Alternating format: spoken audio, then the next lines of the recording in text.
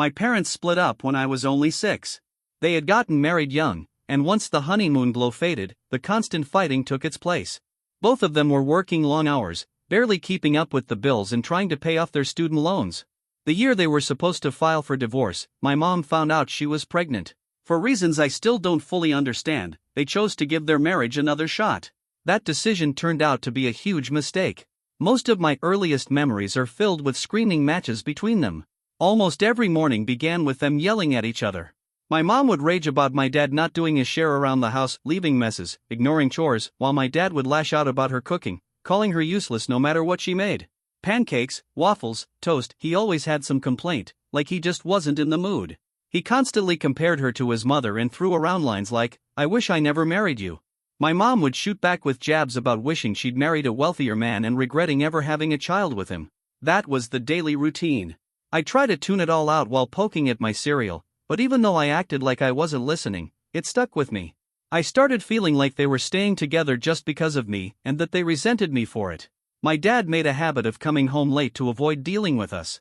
If my mom ever opened up about feeling overwhelmed, he'd roll his eyes and say his job mattered more than hers. When I wanted to spend time with him, he'd be nice for a little while, maybe 30 minutes, and then suddenly snap at me, saying I was too clingy. I was just a kid, but he said it so often that now, even as an adult, I worry constantly about being too needy with people. As time passed, things at home only got worse. My mom started drinking in the evenings, while my dad would come stumbling in from the bar, usually too drunk to even make it to bed. He'd pass out on the couch, and neither of them was reliable anymore. There were mornings when no one woke me up for school, and weekends when I sat around hungry because neither of them was sober enough to cook or even order food. It became this cycle of neglect and chaos. Looking back now, I know what they were doing could have gotten them arrested. But back then, I didn't have any other adult around to protect me. A few of my teachers noticed something was off and would talk to me or call home, but since there were no bruises or visible signs of abuse, no one ever contacted CPS. As I got older, I sort of fell into the role of peacemaker. I was still just a kid, but I felt like it was up to me to keep the house from exploding. I paid attention to what set them off. My mom hated how my dad never picked up his towel or socks, so I started doing that for him every day, hoping it would stop one of the arguments. My dad hated when the TV was too loud, so every evening before he came home, I'd quietly ask my mom to turn it down. It was exhausting, trying to manage their moods and play peacekeeper, but no matter what I did, they always found a reason to fight. It was a heavy weight for someone my age. I just wanted a safe, quiet home where I could feel loved. Instead, I was always on edge, waiting for the next explosion. I even saw them get physical more than once. I'll never forget one night when my mom hurled a glass bottle at my dad's face. It shattered and cut his nose open. She screamed at me to call 911. I can't remember everything clearly from that night, but I do recall the police arriving and asking me questions. CPS finally got involved and gave my parents a verbal warning. If anything like that happened again, I'd be removed from the home. They pretended to care in front of the officers, but I never believed it. Later that night, they pulled me aside and promised they'd change, that things would get better. But that promise didn't last long. Despite a few attempts to fix things, it became obvious that they just weren't meant to be. Their values, goals, and personalities clashed constantly. It drained them and it drained me even more. When I was 13, they finally decided to call it quits for real. In a way, it was a relief. The constant tension would finally be over. But it also meant stepping into a new reality with its own complications. After the divorce, I had to divide my time between two homes. My mom received child support and started looking for work to support us both. It wasn't easy at first. She struggled to find a job, but eventually, her cousin, my uncle, helped her land a position as a secretary.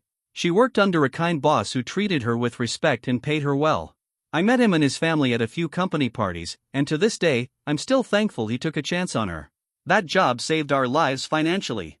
My dad, on the other hand, took a different path. He started drinking even more.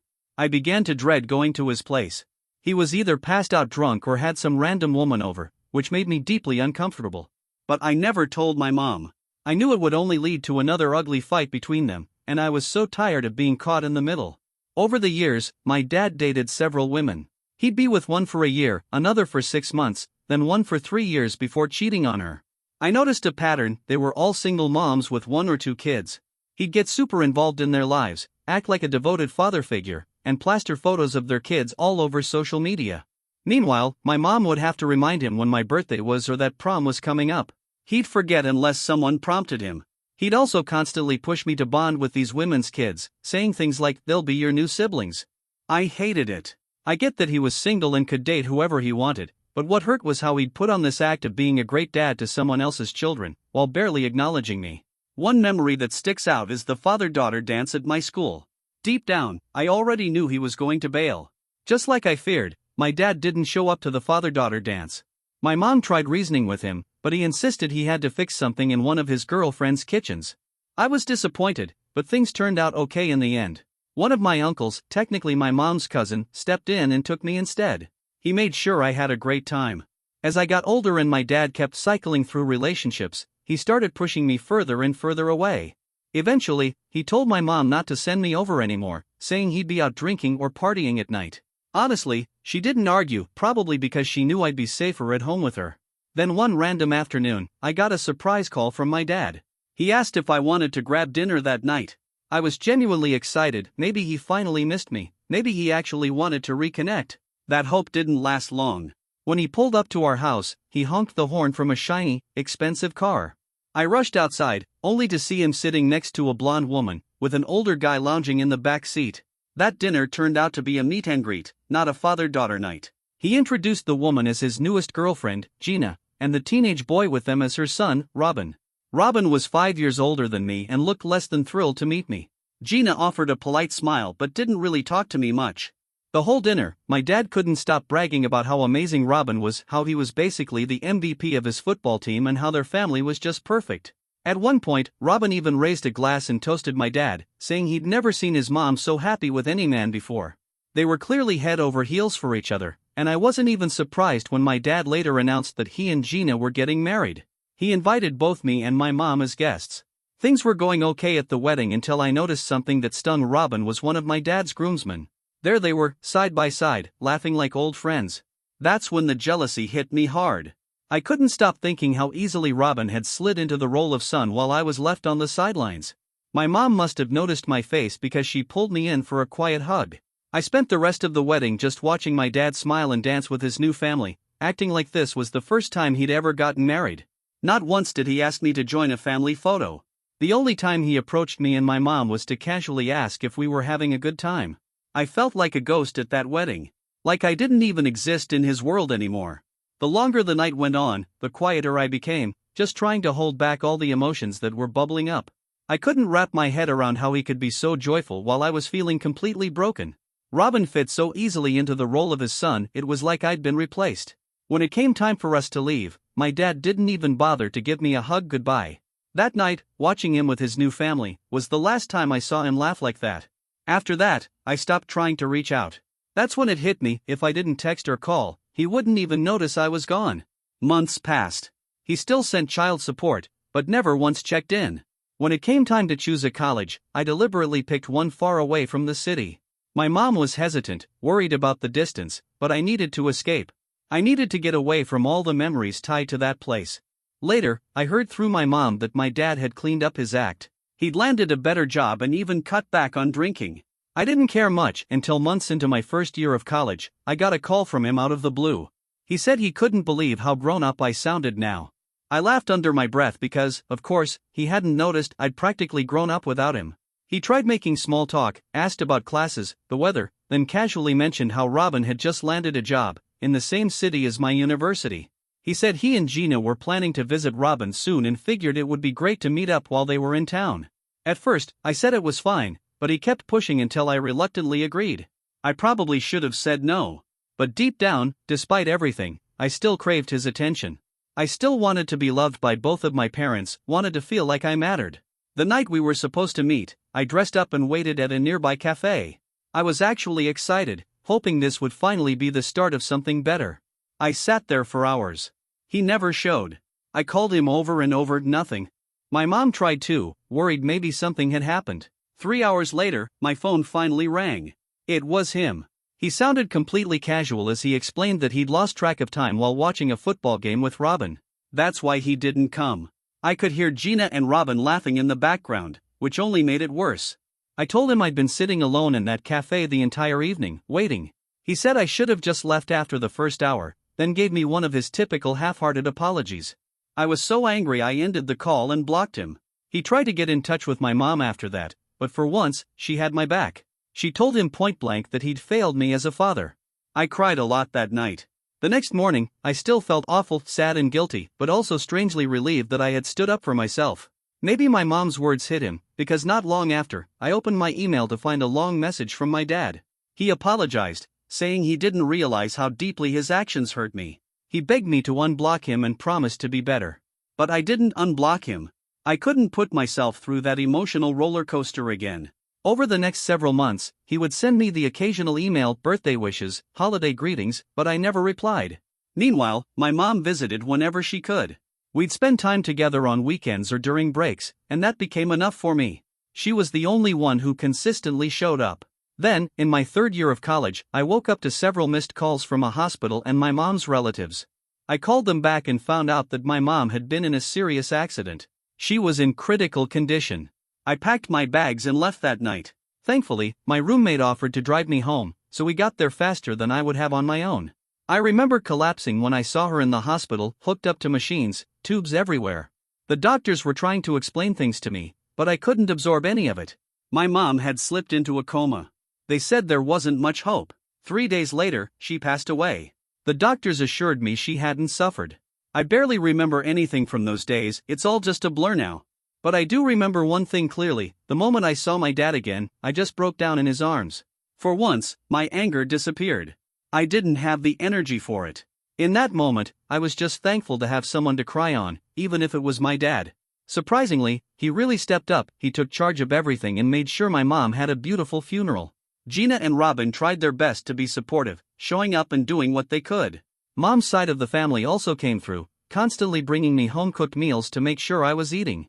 I could barely function. I spent days just lying in bed, unable to move, eat, or sleep. I'm honestly not sure how I made it through that period, but somehow, I did. When it came time to read my mom's will, I learned she had arranged for everything. Her fully paid-off house and car were left to me. She also had a savings fund set aside that would allow me to finish college without taking out loans. On top of that, my dad promised to cover any additional expenses if needed, so I didn't have to worry financially. I wasn't ready to sell the house, so I found a nice couple to rent it out to, turning it into a steady source of income. I kept the car for myself since it made it easier to get to my part-time job. After taking some time off, I returned to university. I had already missed quite a few classes, and I didn't want to fall too far behind. During that time, my dad actually started checking in regularly. He'd call or message just to see how I was doing. But life without my mom felt empty.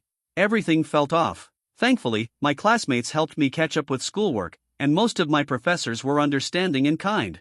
Gina and Robin began visiting on weekends along with my dad. At first, it felt like he was finally treating me like part of his family.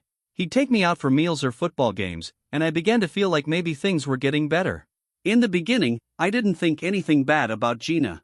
But the more time I spent around her, the more I started to notice certain things. She had this tendency to be overly dramatic and a bit judgmental. She'd get into petty arguments with my dad over the smallest things, like if we wanted burgers and she wanted pizza, she'd sit in the driveway and pout until he gave in. If he ever mentioned how much money she was spending on her nails or hair, which was in the thousands, by the way, she'd threaten divorce like it was nothing. She also had this habit of making mean-spirited comments about other women's outfits, throwing around insults casually. That rubbed me the wrong way, especially since I never wanted to be the kind of woman who tears down other women. Then she'd swing the conversation toward herself, bragging about how she used to be the most popular girl in her high school and how today's girls couldn't hold a candle to her at her peak. It was beyond cringy. I'd have to bite my tongue just to keep from snapping back and would usually just nod awkwardly to keep the peace. When Robin started dating, Gina got worse. If his girlfriend came to dinner, Gina would grill her with wildly inappropriate questions, asking how many men she'd slept with or whether she was using protection, because apparently Gina believed every woman was trying to baby trap her son. Robin would sit there visibly uncomfortable, and if he ever called her out later, she'd cry and make my dad feel guilty, claiming she was only trying to protect her baby. That's when I realized I needed to start keeping my distance from Gina. I didn't want to upset my dad, so I never said anything outright. But when he visited me, I'd ask to spend time with just him. At first, he'd agree, but Gina would always call and interrupt our plans. Eventually, I found out she had been using Find My Phone to track his location and would call constantly just to make sure he wasn't with another woman. The whole thing felt weird and controlling. A year went by, and when the anniversary of my mom's death rolled around, I was emotionally wrecked. I had planned the day out with my dad. We were going to visit her grave and then have lunch together. I told him clearly that I didn't want anyone else tagging along. I just needed time with him. But of course, he showed up with Gina in the car, acting like it was a fun road trip. She was munching on snacks, blasting music, totally disconnected from the mood of the day. As I sat silently in the car looking at old photos of my mom, I started to tear up. Gina looked at me and asked why I was still crying, saying it had been a whole year and I needed to move on. She emphasized the word year like it was ridiculous to still feel grief for my own mother. Her words hit me like a slap. I looked at my dad, hoping he'd say something in my defense, but he didn't even flinch. Then when we arrived at the cemetery and I got out with flowers in hand, Gina stayed in the car. She told us to hurry up because she couldn't handle the heat. I remember standing there thinking, why did she even come if she wasn't going to show any respect? While I was kneeling beside the grave, just 5 minutes into mourning, her call started again, telling my dad to wrap it up. I didn't argue. I just stood up quietly and walked back to the car. Then came lunch. Even though this day was supposed to be about my mom, Gina insisted on Chinese food because it was her favorite, never mind what anyone else wanted. My dad gave in, like always. At the buffet, I barely ate anything. I just wasn't in the mood. Gina noticed and asked if something was wrong. I just shook my head. But she didn't stop. She told me I was bringing down the vibe of the day and then said that if she ever passed away, she'd never want Robin to be so gloomy and depressing. That was it. I couldn't keep quiet anymore. I snapped. I told her she had no right to tell me how to grieve. That this was the anniversary of my mother's death, and all I had wanted was a quiet day with my dad. I said if I was such a downer to her, she should have stayed home. Both Gina and my dad looked stunned. Embarrassed and frustrated, I left the restaurant to get some air and clear my head. My dad followed after a while, his face serious. He said he understood where I was coming from, but that I should have been more sensitive to Gina, since she had sacrificed her day to be there. I just stared at him. I reminded him that I specifically asked to spend the day with him alone. He sighed and said Gina thought I was becoming too attached, and that as an adult daughter, I shouldn't need so much one-on-one time with my father. Hearing that broke me. I felt that same sting I used to feel as a kid when my dad would push me away for wanting his attention and call me needy. And here we were again, years later, and nothing had changed. I don't know if I was actually being clingy that day, but what I do know is that I missed my mom deeply. She never would have made me feel bad for expressing grief. On the car ride home, I tried to apologize to Gina, but she just sat there in silence, completely ignoring me. A few days later, my dad told me she was still furious over what happened, and then asked if I could come over for dinner and give her a proper apology because, in his words, the entire situation was my fault. He said they'd been fighting nonstop because I had embarrassed her in public. That suggestion made my blood boil. I flat out refused. I reminded him that I had already tried to apologize in the car, and if Gina wanted to hold on to her petty drama, that was her problem, not mine. I told him I wasn't going to be part of her theatrics anymore. He kept trying to convince me, but I stayed firm. Things between me and Gina never improved after that. I don't know what she told Robin, but he stopped talking to me too. My dad was the only one who'd still show up once in a while for big moments like my college graduation or when I landed my first real job. Each time, he'd bring up Gina again, asking me to apologize so we could be a family. I never did. Over the years, Gina and I only saw each other when absolutely necessary. If we were in the same room, we'd pretend the other didn't exist. The pain of losing my mom never really left me, but I've grown up a lot. I learned how to manage my emotions and keep moving forward. After I graduated, I eventually sold my mom's house and bought a small condo in the city where I work. I've kept close ties with my mom's relatives, they've always felt like my real family. I'm also dating someone amazing now. His name is Harry, and he's been a blessing. We're happy, and he supports me in ways I never thought possible. He's even met my dad a few times, and the two of them bonded over golf and football. Things were going smoothly in my life until recently. My dad was about to turn 50, and I wanted to do something special. I planned to throw him a big birthday party since it felt like a milestone worth celebrating. A few weeks before the big day, I asked him if he was okay with it, and he seemed thrilled. He said he wanted to bring Gina and Robin, and maybe the event could help patch things up between all of us. I had my doubts, but I didn't want to argue, so I told him I was willing to try if Gina was open to it too. I organized everything at a beautiful, upscale restaurant and paid for the entire thing myself. All they had to do was show up looking nice. Harry and I arrived first, but my dad, Gina, and Robin showed up over an hour late. I had tried calling my dad several times, but he didn't answer. So I already had a feeling something was wrong. As soon as they walked in, I could tell my dad had been drinking. He could barely walk straight without Robin helping him. He gave me a big sloppy grin and hugged me, while Gina walked right past me like I wasn't there and went straight to Harry, hugging him a little too enthusiastically. Robin gave me a short nod, then helped my dad to his seat. When I asked what had happened, Robin casually said that my dad had started pre-gaming early and wanted to kick off the birthday with some drinks. I just sighed. I grew up watching this exact behavior, my dad getting wasted and turning into a mess, and I could already feel the dread building. Gina laughed at my reaction and said loudly that I needed to chill, that my dad was just enjoying himself. I shot her a look. This was a nice restaurant, and if my dad started acting out, we could easily get banned. When our food arrived, my dad couldn't even hold his fork properly. Harry and I tried to stay focused on our meals, but Gina and Robin kept giggling and pointing at him like it was a comedy show. Then wine was served, and of course, my dad kept drinking. I kept asking him to slow down, but he didn't listen. Out of nowhere, he stood up, wobbling slightly, and said he wanted to make a toast.